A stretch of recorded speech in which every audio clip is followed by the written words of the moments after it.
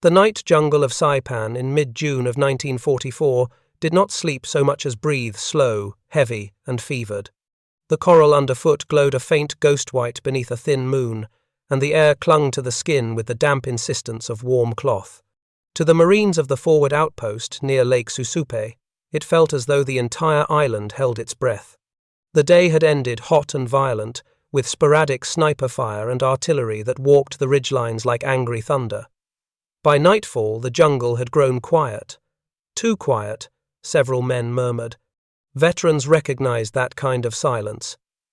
It was the kind that preceded disaster. Sergeant Thomas, Red Malloy, a lean, freckled Marine from Wisconsin with 1 year in the Pacific, crouched behind a fallen breadfruit tree and listened with the patience of a hunter. Every night sound geckos, wind brushing pandanus leaves, the far-off crackle of burning brush felt exaggerated. And then, beneath it all, he heard something, faint, a rhythm too deliberate to be natural, whispering, soft scraping, cloth brushing bark, the unmistakable murmur of men gathering. Malloy raised 2 fingers to the squad corporal beside him, a signal meaning, "They are coming."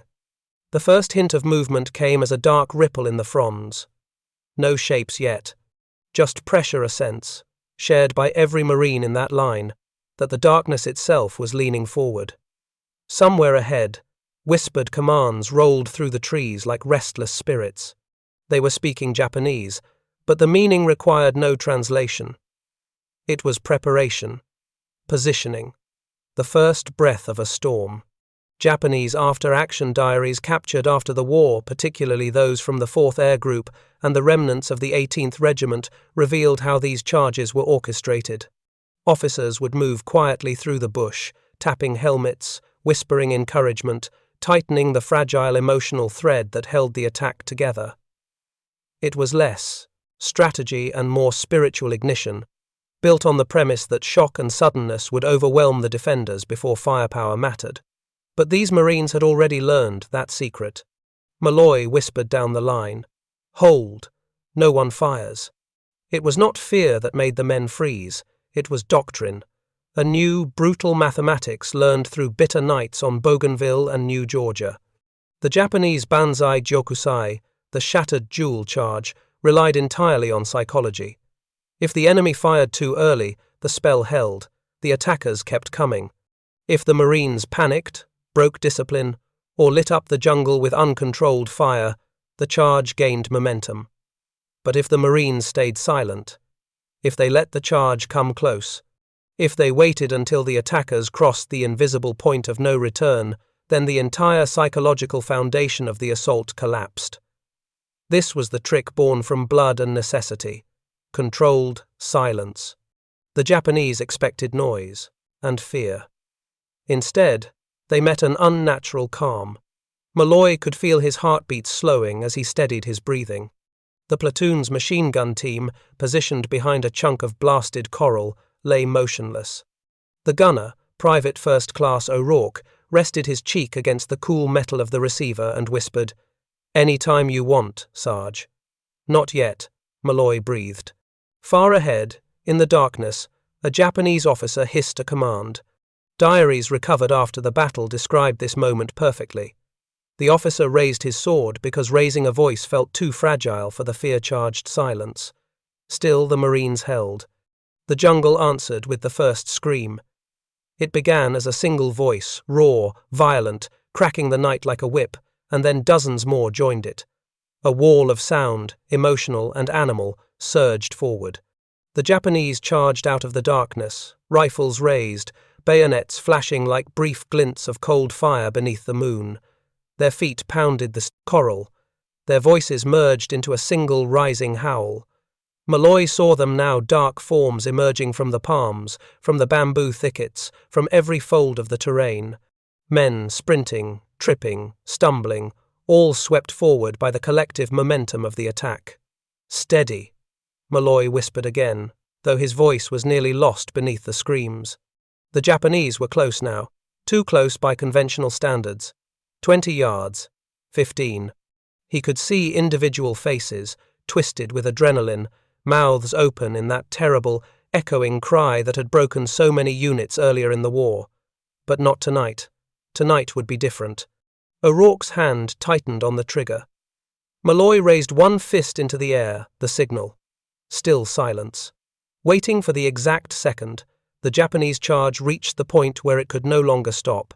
Their forward momentum was locked. They were committed, emotionally and physically, to their final rush. Any hesitation now would collapse their cohesion. But they did not know that the Marines understood this. Malloy's fist dropped. The jungle exploded. A single flare shot upward, transforming the night into a harsh white-blue daylight. The sudden illumination stunned the charging troops. The shadows they had used for cover evaporated.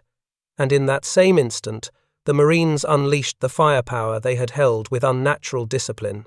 The Browning machine gun erupted with a sound like ripping canvas, a continuous punishing roar. Riflemen opened up in controlled, deadly cadence. Grenades arced forward.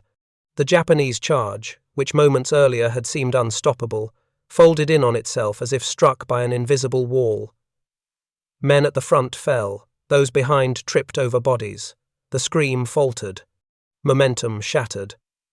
Shock tactics, designed to terrify, now recoiled back upon the attackers like a blade turned in the hand. And yet there were more shadows behind them. Dozens more. Malloy's eyes widened as the glow of the flare revealed them. A second wave, larger and faster, breaking from the tree line, moving in the same furious rush. He shouted, "Second wave! Guns right! Guns right!" But the enemy was already too close, and the jungle screamed again. The second wave hit the clearing with the force of a storm tide, dark shapes surging through the palms in a frenzy of motion. Sergeant Malloy's men had barely recovered from the shock of repelling the first charge, when the jungle erupted again, more voices, more bodies, more desperate momentum. The Japanese had committed an entire company to this attack, a massed assault of the type described repeatedly in captured diaries and post-war interrogations. Overwhelm, break, and annihilate before dawn. But the Marines were still there, and they were angry now. Malloy slammed another magazine into his rifle. "O'Rourke, fire on the right flank!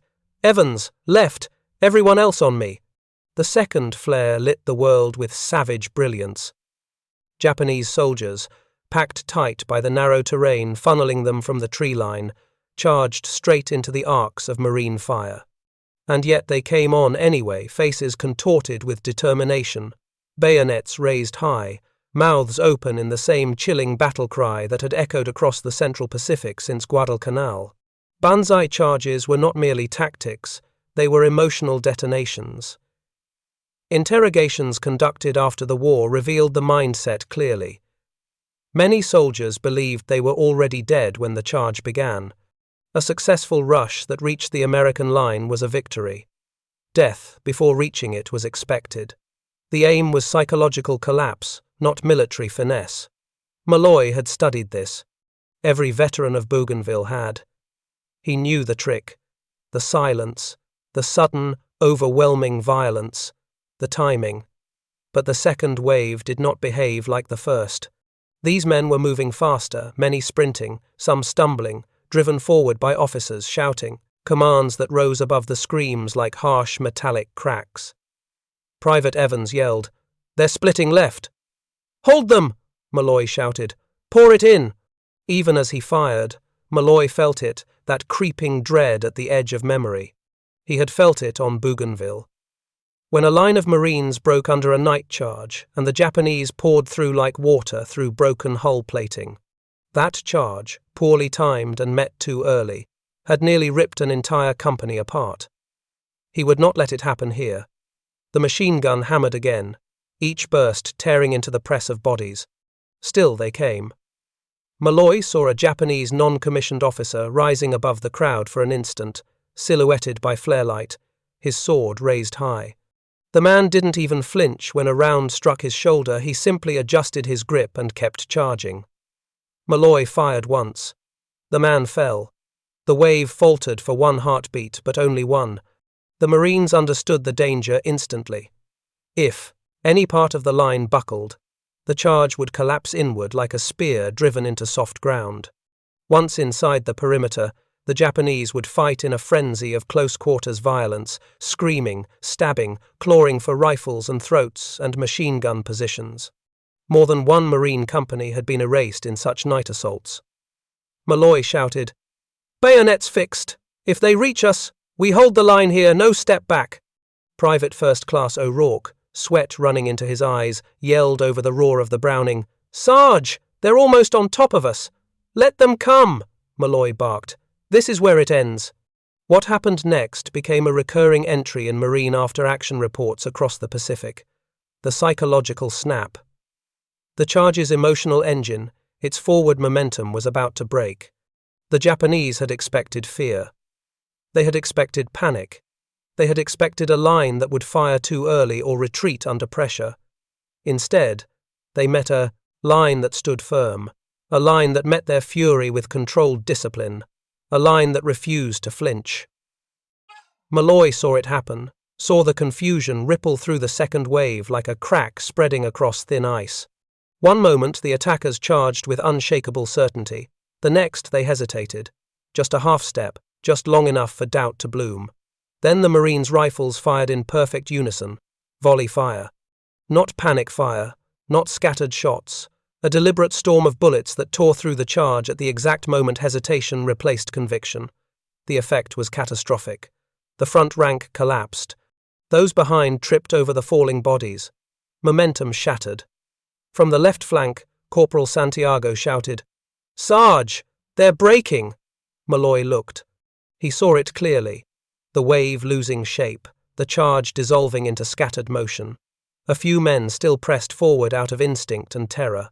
Others veered sideways. Some dropped to the ground, raised rifles, attempting to fire from the open, an act of desperation, not strategy. The Banzai was failing. Malloy rose from cover, rifle braced against his shoulder. "Push 'em back! Keep firing!" For another 30 seconds the clearing roared with gunfire, smoke, and screams. Then, as suddenly as it began, the wave receded like a tide that had reached its fatal limit. The Japanese survivors fled back into the jungle, dragging wounded comrades or scrambling blindly through brush. The Marines held their line. They had not broken. And that alone left the night eerily silent. Evans exhaled shakily. "They'll come again, won't they?" Malloy stared into the blackness, listening to the forest gather itself like a predator preparing a new assault. "Oh yeah," he said quietly. "And they'll come harder." The jungle rustled. Somewhere far ahead, another voice shouted in Japanese. Malloy reloaded. "Get ready. This night's not done yet." The jungle did not reset after the second charge. It waited. The silence that drifted back over the clearing was not the calm of peace but the breath before another storm. Even the insects hesitated to resume their chatter. The Marines crouched behind their makeshift perimeter, sweat cutting cold paths through grime, rifles trembling slightly from adrenaline and heat. Sergeant Malloy checked his line. The machine gun team was shaken but functional. Evans was replacing his shattered rifle sling with one cut from a Japanese pack. Santiago was quietly praying in Spanish. None of them spoke above a whisper. The Japanese had retreated only far enough to regroup. That was clear. What came next would be worse. Marine intelligence summaries before Saipan had warned of this pattern, based on captured Japanese diaries and interrogation reports from Bougainville. A first wave to test the line, a second to break it, and then a third, larger, more desperate, driven not by tactics but by the terrifying certainty of death. Malloy crouched beside O'Rourke at the machine gun. "You good?" The gunner nodded, though his eyes were hollow. "Aye, Sarge, but I don't think I can take another one of those straight on." "You won't have to," Malloy said. Not this time, because now it was time for the other psychological trick, the one Marines never wrote about. The one learned the hard way on Guadalcanal and refined through years of jungle nights. The one that broke charges not with bullets but with voices. A soft rustle came from the tree line. A Japanese soldier screamed a single word, sharp as a knife in the dark. Another answered. Dozens more voices rose behind them, urgent, almost frantic. Evans whispered, "They're building themselves up." They were. According to post-war interrogations, Japanese troops before a Banzai charge were often terrified. Officers screamed, slapped, and pushed them into a frenzy to override that fear. Once the emotional ignition caught, the charge became unstoppable unless something confused or disrupted that ignition. Malloy had learned that lesson on New Georgia. A veteran sergeant there, old enough to be Malloy's father, had explained it in a quiet moment after a night attack. "Fear is a fire, Red. Once it burns too bright, even its own owner don't know where to run. But if you throw the wrong fuel into it, confusion, doubt, something they ain't expecting, that fire twists on itself. It dies before it hits your line." That trick had saved lives. And tonight, Malloy needed it again. The jungle rustled. The Japanese were forming up. A third wave. Malloy stood slowly, ignoring the shocked looks from his men. "Sarge?" Evans hissed. "Get down!" Malloy cupped his hands around his mouth and shouted into the darkness, not in English, but in broken, shouted Japanese. "Korosu nakute mote! Modore! Modore! You do not have to die! Fall back! Fall back!" The entire jungle froze. It was the oldest forbidden tactic in the Pacific War, shouting back at the attackers in their own language, not as deception, not as mockery, but as a wedge driven straight into the emotional engine of the Banzai charge. O'Rourke whispered, stunned, "What the hell are you doing?" "Give it a second," Malloy said. For a moment it seemed absurd, reckless, foolish even. But then the Japanese voices wavered. A few men shouted back, confused, angry, startled.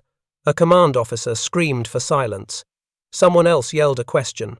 The formation's cohesion, their emotional ignition, shuddered.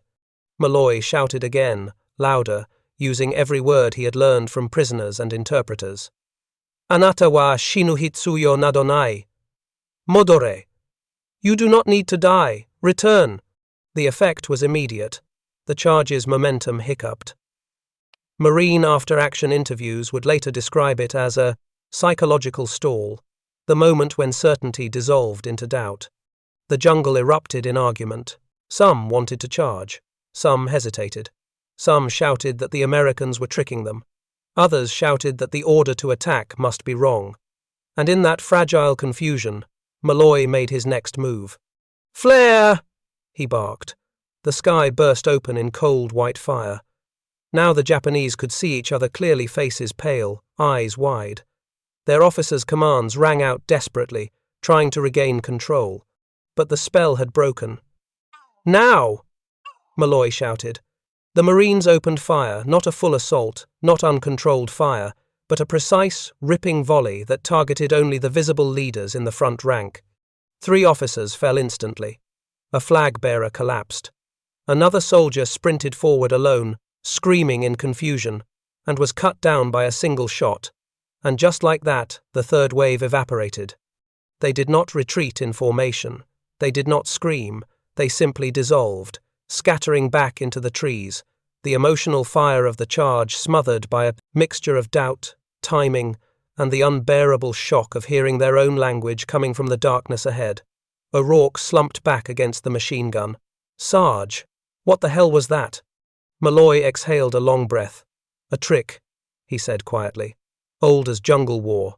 You break the mind, you break the charge." Evans stared into the dark where the attackers had vanished. "You think they're done for the night?" The wind shifted. Somewhere far off, a conch shell blew a sound Japanese troops sometimes used to rally for a final, desperate charge.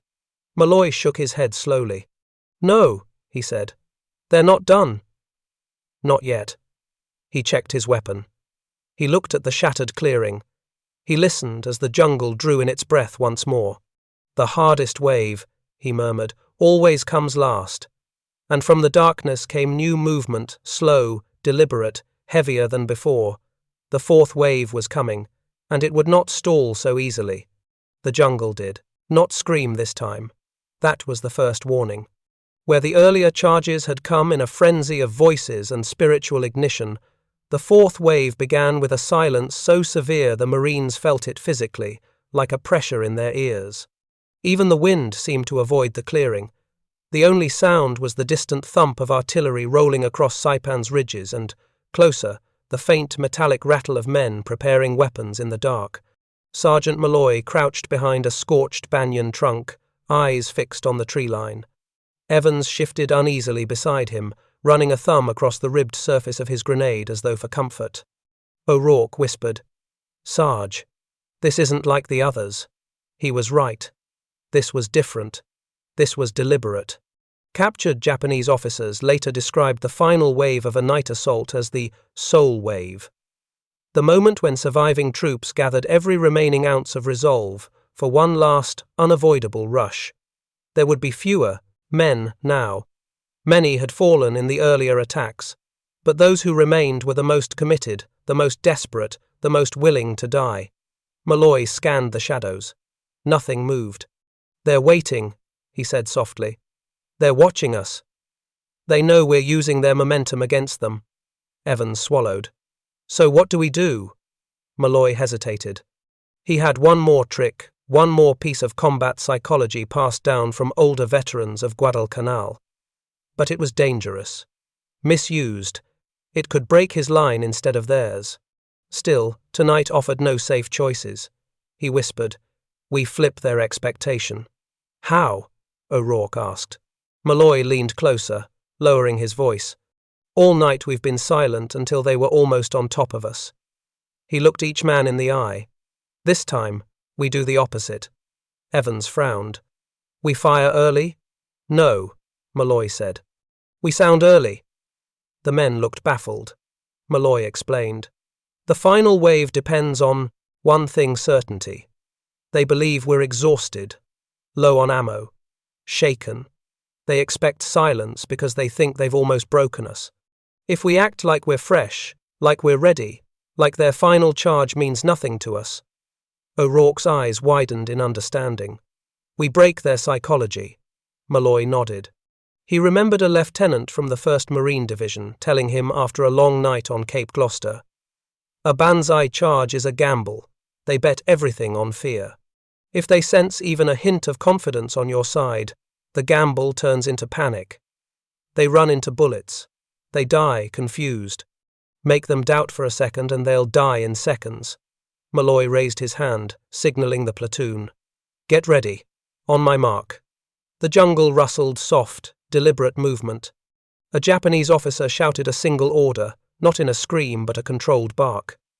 Malloy felt the hair on his arms rise. "They're coming," he said. Only he could not see them. They were staying low, using shadows, creeping forward instead of charging. "Now," Malloy whispered. He did not shout. He roared. "Light 'em up! Show 'em we're wide awake!"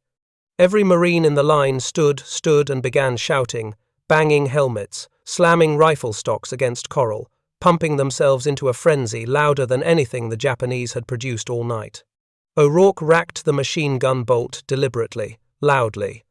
Evans screamed a war cry. Santiago pounded the earth with his entrenching tool.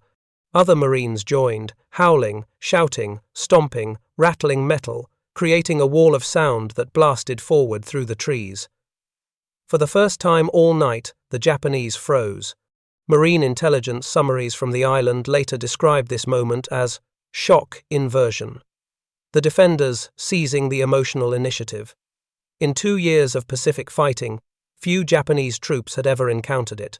Their doctrine was built on the belief that Americans would always fear the night. Tonight, the night feared the Marines. Malloy shouted again, in Japanese, "Kore de saigo da! Kakate koi! Kakate koi! This is your last chance! Come on then! Come on!" The effect was immediate and devastating. The Japanese final wave, so carefully built, shuddered. A few soldiers charged instinctively, shouting to rebuild momentum. They were cut down instantly by the machine gun. Others hesitated, unsure whether they were running into a trap. A few ducked back behind trees, expecting grenades that didn't come. Their formation, if it could still be called that, lost shape completely. Then they broke. It did not happen dramatically. No scream, no command, no visual cue. One moment they were preparing to charge. The next, they scattered, some retreating, some crawling sideways, some simply melting into the jungle in a desperate attempt to survive. What they now felt was not a desperate American defense, but an overwhelming American dominance. Malloy lowered his rifle. O'Rourke whispered, stunned, "We broke 'em. We really broke 'em." Malloy listened. The jungle rustled faintly, but there was no rallying cry. No screams, no return. "It's over," Malloy said. Evans slumped to the ground in relief. "Sarge, how did you know that would work?" Malloy stared into the darkness, remembering that old sergeant's words. "Because sometimes," he said quietly, "a man charging into death can accept that fate until he thinks the enemy is more eager to fight than he is." He wiped sweat from his brow. "Fear cuts both ways," he murmured. "Tonight, we made them feel it." And as dawn slowly bled into the steaming jungle, the Marines realized the truth. They had not survived the night because of firepower. They had survived because they won the battle before the bullets flew. Through psychology, through discipline, through reversing everything the Banzai charge depended on. The jungle of Saipan was quiet now. But the lesson would echo across the Pacific. The first light of dawn crept over Saipan like a slow breath, turning the night's violence into the harsh clarity of morning. The shadows receded reluctantly, revealing the broken clearing, the torn earth, and the bodies scattered like driftwood left by a violent tide. For a moment, no one spoke. Sergeant Malloy stood slowly, feeling every joint in his body protest. The pistons of adrenaline that had kept him sharp through the long night were cooling now, leaving behind exhaustion that settled into his bones like damp cold. The weight of what they had done, what they had survived, pressed on him, but they were alive. And the line had held.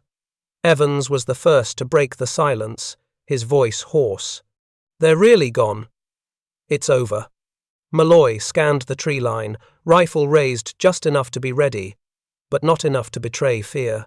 "Careful," he murmured. "Sometimes the last man waits for daylight." The Japanese doctrine of gyokusai, shattered dual sacrifice, did not always end with the breaking of a charge. Some soldiers crawled forward alone at dawn, determined to kill one more Marine before dying. Others pretended to be wounded, lying still until corpsmen approached. Stories from Bougainville and Tarawa lingered in every Marine's mind. O'Rourke stepped beside Malloy, machine gun slung over one shoulder. "Feels wrong to even walk the field." "It always feels wrong," Malloy replied. "But we do it anyway." They advanced cautiously, rifles angled downward but ready. The clearing smelled of gunpowder, sap, blood, and the sour sweetness of crushed vegetation. Flies had already begun to gather. Malloy had smelled this before on New Georgia, a scent that seemed permanent, like it seeped into gear and never quite washed out. As they moved among the fallen enemy, they saw something unexpected: the faces. These were not wild, snarling demons as propaganda sometimes suggested. Most were young, many little more than boys, with expressions frozen in fear, shock, determination, or simple confusion. The emotional engine that had driven them during the night had evaporated with the dawn, leaving only the reality of what charges cost. Santiago knelt beside one fallen soldier. "They came so close," he whispered. Malloy nodded. "That's the whole point of the charge. You get close enough that the fear stops mattering." Evans swallowed hard. "But we stopped them." Malloy looked at him sharply. "No. We broke the spell. Never forget the difference." He crouched beside a shattered tree stump and traced a bullet groove with one finger. "The Banzai charge is built on belief," he continued. "Belief that their scream is stronger than your fear. Belief that they can make you break." He looked at the men around him. "But last night, we made them question that belief." Evans frowned. "By shouting?" "Not just shouting," Malloy said. "We gave them something they never expect from Americans at night." "Confidence?" O'Rourke offered. Malloy shook his head. "Control." The psychological trick silence until the point of no return, then overwhelming fire, then shouting in Japanese, then the roar of false confidence was not a single tactic but a sequence, a rhythm, a counter-ritual designed to unravel the emotional structure of a Banzai charge. Marine intelligence officers had begun documenting this phenomenon after Bougainville, noting in field reports, "The key to stopping night attacks lies not merely in fire superiority, but in seizing psychological initiative at crucial moments." Malloy touched the hilt of a discarded Japanese bayonet, its blade chipped from striking coral. "They came at us, believing we would crack. We answered by showing them we weren't afraid of them, not even at their strongest moment." Evans stared at him thoughtfully. "Sarge, how did you learn all that?" Malloy rose. His jaw tightened. "From men who didn't make it home." They continued through the clearing until they heard a rustle. Weapons snapped up instantly. A single Japanese soldier lay against a broken palm, wounded but conscious. His hands were empty, his breathing ragged. Sweat and dust streaked his face. He looked at them not with rage, but with something else. Understanding, recognition. Malloy held his fire. The wounded man rasped a sentence in Japanese. Santiago, who knew a few phrases, whispered, He says, we fought with strong hearts." Malloy approached slowly, careful but respectful. The soldier did not flinch. "Tell him," Malloy said quietly, "that his men fought hard too." Santiago translated. The Japanese soldier nodded once, as though acknowledging a truth he had not expected. He whispered another phrase. Santiago swallowed.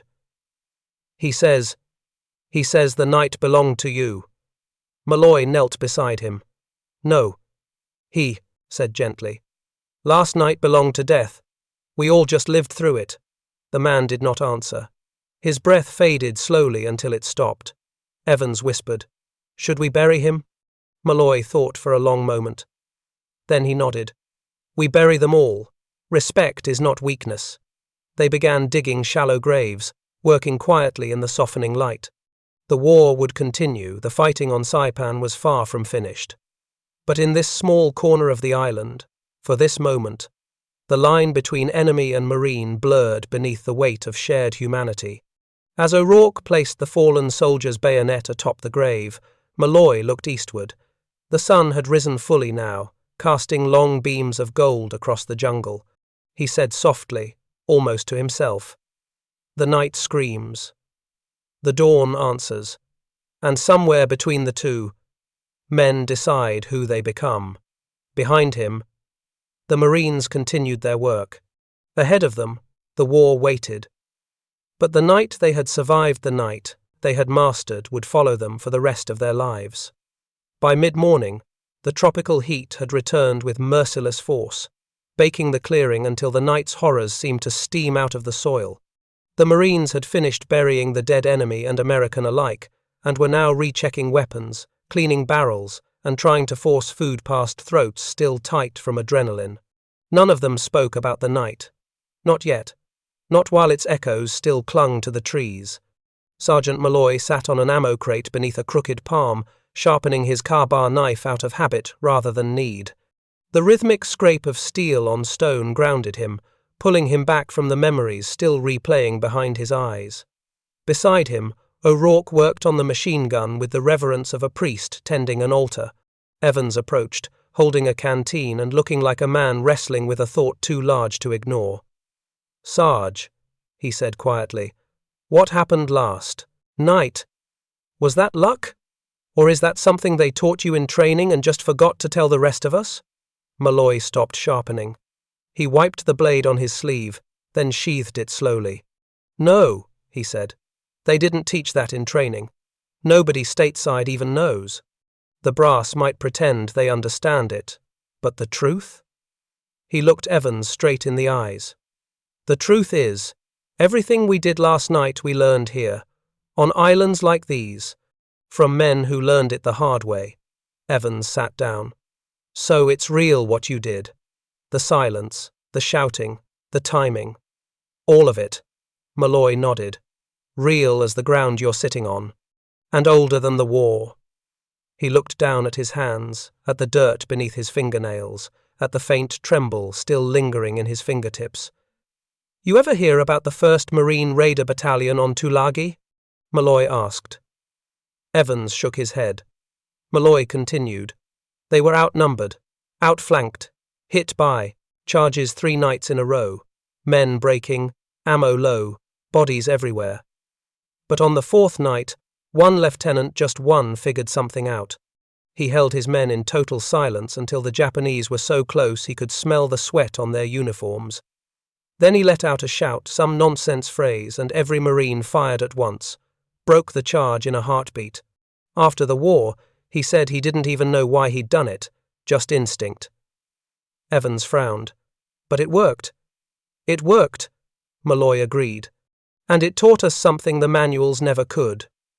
O'Rourke looked up from the machine gun. That the human brain is part of the battlefield. Malloy pointed at him. Exactly. He stood, stretching stiff muscles. That's what last night was. Not firepower, not courage, not even luck. It was psychology. Ours against theirs. Evans rubbed the back of his neck. But why does it work on them? Specifically. Malloy sighed. This was the part he never liked explaining. Because their doctrine depends on absolute emotional momentum, he said. Every Banzai charge is built like a fire. The officers ignite it, the men feed it. And once they're running, the shared belief keeps them going. He tapped his temple. But fire needs oxygen. And if you smother it with confusion, or silence, or something they never expected to hear like their own language shouted back at them, it starts dying before it reaches your line. Evans exhaled slowly. So last night, we starved the fire, Malloy finished. Santiago jogged up from the perimeter, sweat rolling off him. Sarge, captain's calling a meeting. Want squad leaders and sergeants. Malloy nodded and followed him toward the shade of a bombed-out shack where the company officers had gathered around a makeshift map table. The air buzzed with tension. No one was resting. No one believed the Japanese were finished. Captain Morris, a calm, sharp-eyed officer with the posture of a man who carried exhaustion like a second pack, addressed them. Gentlemen, he began, Division thinks the enemy tried to break through multiple outposts last night. Ours held. Others weren't so lucky. We need to prepare for another attempt tonight. A murmur went through the group. Several faces paled.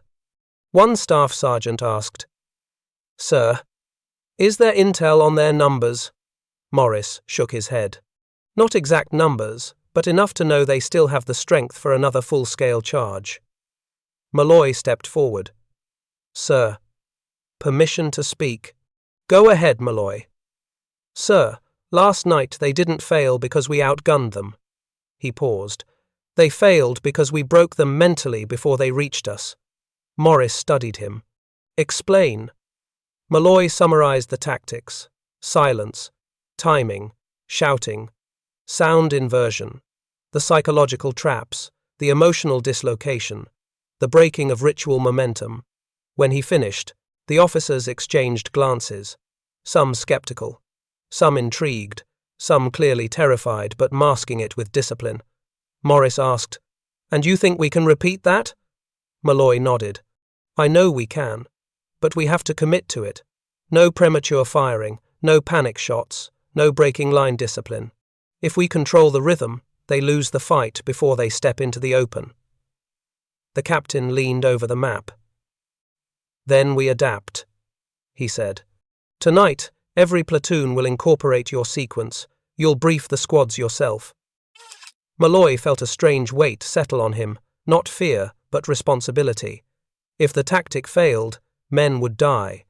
If it worked, they might save dozens. Yes, sir, he said quietly.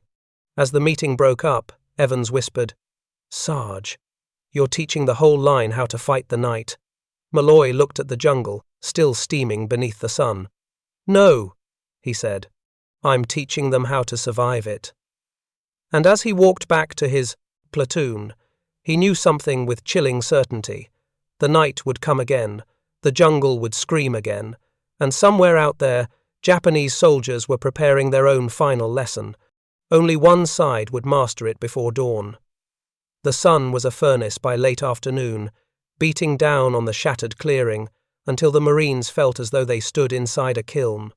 Yet beneath the heat, beneath the exhaustion, beneath the murmured questions and tense weapon checks, one truth gnawed at every man.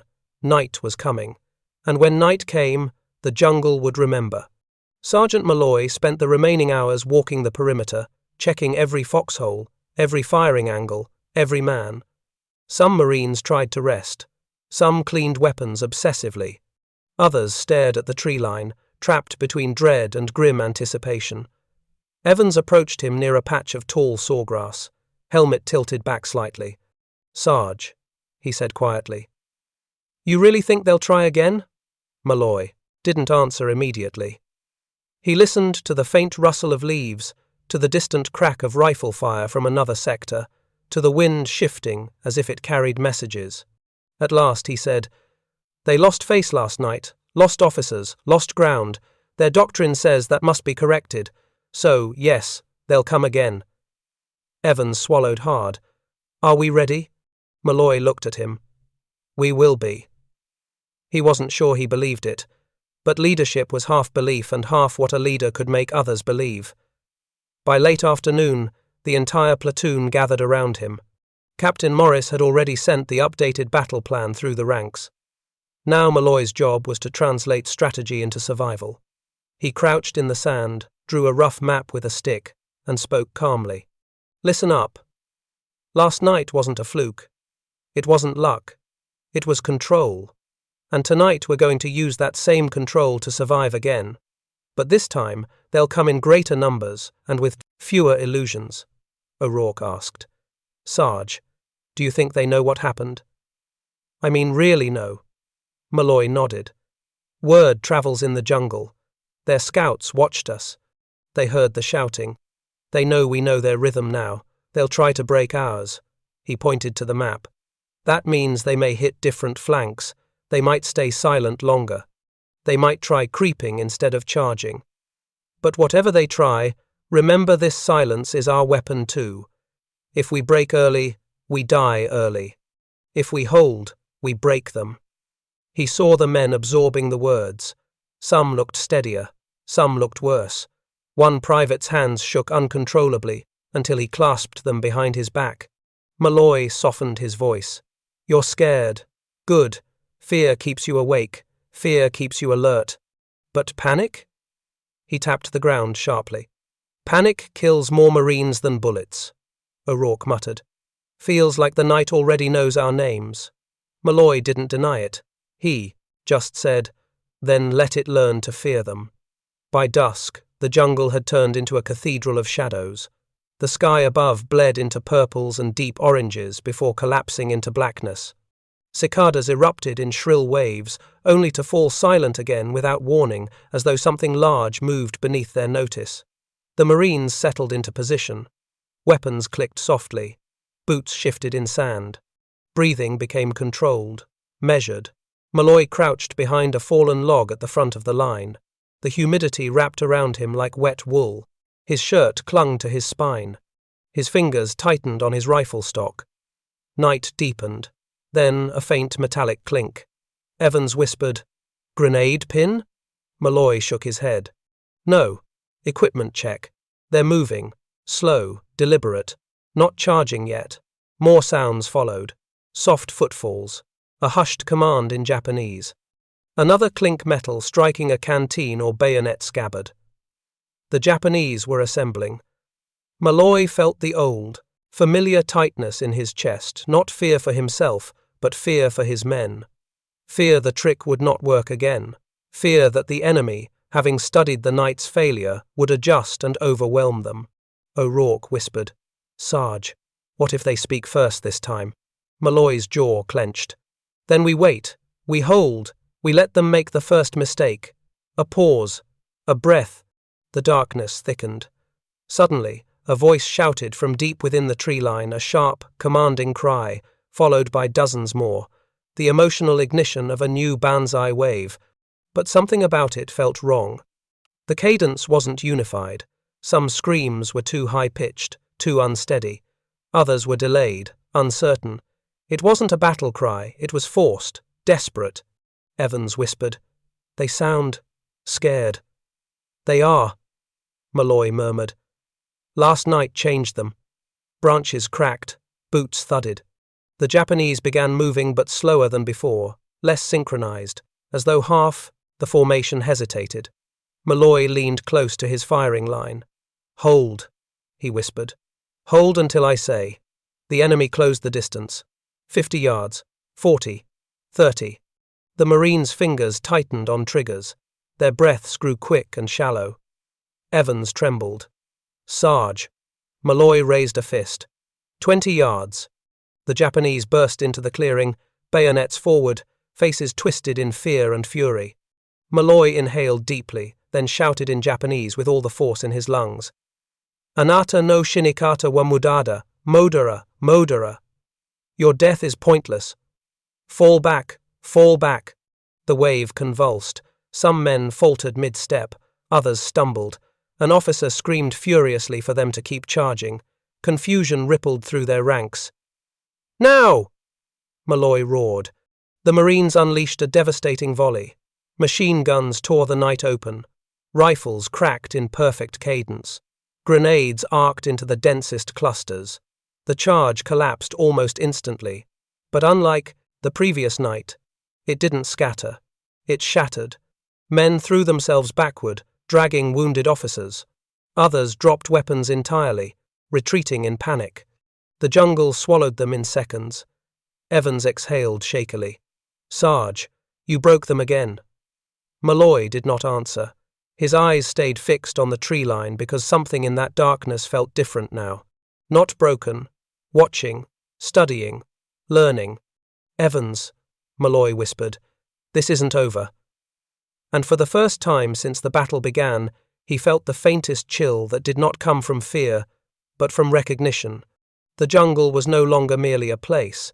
It had become an adversary, listening, remembering, adjusting to every breath the Marines took. By the time midnight settled over Saipan, Sergeant Malloy felt it in his bones. The quiet was different tonight. Not the coiled quiet before a charge, not the eerie calm after one, but something sharper, more intelligent. The Japanese were learning. He sat beside O'Rourke in their foxhole, both men staring into the darkness where the earlier attack had dissolved. The air was thick with humidity and the heavy scent of crushed foliage. Sweat rolled off Malloy's temple. It refused to evaporate. Evans crouched nearby, chewing a piece of gum as though it were the only thing tethering him to sanity. "Sarge," he murmured, "you feel that? The jungle's too still." Malloy nodded. "They're watching us, studying us." Santiago looked up sharply. "But they broke, twice. Which means," Malloy said grimly, "they won't make the same mistake a third time." He knew this from whispered briefings, from captured diaries and ATIS interrogation transcripts. Japanese units, especially those hardened on Pacific islands, did not simply repeat failure. They adapted sometimes brutally, sometimes brilliantly. And after 2 shattered charges, the enemy commander would now be asking himself a new question. What are the Americans doing that I cannot see? Malloy drew a slow breath. They figured out the pattern. They might try to break our silence, force us to fire early, confuse the timing. Evans swallowed. How do we counter that? Malloy adjusted his helmet and stared into the blackness. We break the rhythm again, but differently. The first hint came in the form of a sound no Marine expected. A flute, a soft, wavering note drifted through the trees, a lonely, haunting melody that seemed to float directly above their heads. The Marines stiffened, rifles snapping up. "What the hell?" Evans whispered. Santiago crossed himself. "That's not normal." Malloy's mind raced. He had read something months earlier, in a briefing about pre-war Japanese infantry doctrine. A note about psychological warfare used in Manchuria. "It's a lure," Malloy whispered. "They're trying to draw us out. Make us break silence. Make us think something's happening where it isn't. Flute continued, joined by a low chant, rhythmic, hypnotic, the kind of sound that played tricks on a man's nerves in the dark. O'Rourke shivered. Sarge, that's not right. Malloy leaned forward. Hold the line. No one moves. No one fires. He could almost feel the enemy commander behind the music, calculating. If the Marines panic. If the Marines break discipline. If the Marines reveal their positions. Evans whispered. What if the music is covering their movement? Malloy nodded. That's exactly what it's doing. They listened harder. Behind the haunting flute, behind the chant, beneath the rhythmic tapping. Footsteps. Slow. Crawling. Careful. The Japanese were inching forward on their bellies, using the music as a sonic blanket. Malloy cursed silently. This was no reckless Banzai wave. This was an infiltration attempt, silent killers slipping between foxholes to stab or detonate grenades at point-blank range. Malloy whispered, O'Rourke, on my signal, you sweep low with the machine gun. Evans, throw flares when I say. We shatter their cover. O'Rourke's knuckles whitened around the grips. Say when, Sarge. Malloy waited. The footsteps grew closer. The song grew louder. The jungle breathed in. Now! O'Rourke opened fire, a sweeping arc that carved through the low brush. Evans hurled 2 flares high into the sky. The clearing exploded in white light, and there mere feet from the Marines crawled dozens of Japanese soldiers, faces painted, knives ready, grenades clutched in hands. Evans gasped. Jesus! Keep firing! Malloy roared. The Marines opened fire in a blistering hail. Chaos erupted, screams, bursts of gunfire, grenades exploding in muffled thumps. The Japanese assault, caught mid-crawl, tried desperately to surge forward, but the element of surprise had flipped against them. A Japanese soldier lunged from the shadows, knife raised. Malloy pivoted, firing, point blank. The soldier collapsed inches from his boots. Behind him, O'Rourke grunted, the machine gun jammed. Fix it! Malloy shouted. O'Rourke tore into it, fingers flying. The Japanese wave, though cut apart, was not fully broken. Some reached the perimeter. A grenade rolled into a foxhole. Santiago grabbed Evans and shoved him out a second before it detonated, shrapnel tearing into his own arm. Malloy shot 2 more attackers, then ducked as another grenade exploded nearby. Evans scrambled to Santiago. Santi, you okay? Santiago winced, gripping his bleeding arm. Still here. Still fighting, Malloy shouted. Evans! Get him behind cover! The clearing was now a storm of light and shadow flares crackling out, muzzle flashes strobing the darkness, silhouettes flinging themselves forward in desperate motion. O'Rourke slammed the machine gun bolt forward. Clear! Send it! Malloy roared. The machine gun erupted again, ripping through the last pockets of attackers. Men fell. Others staggered back into the jungle. Then, just as suddenly as it began, the assault evaporated. The Japanese survivors melted into the blackness, leaving behind the burning scraps of failed infiltration. Evans breathed hard, trembling. They changed tactics. They almost made it. Malloy nodded slowly, chest rising and falling with heavy breaths. They will try again, he said quietly. And next time, they'll adapt even more. He stared into the tree line. The jungle knew their names now, and soon it might learn their weaknesses.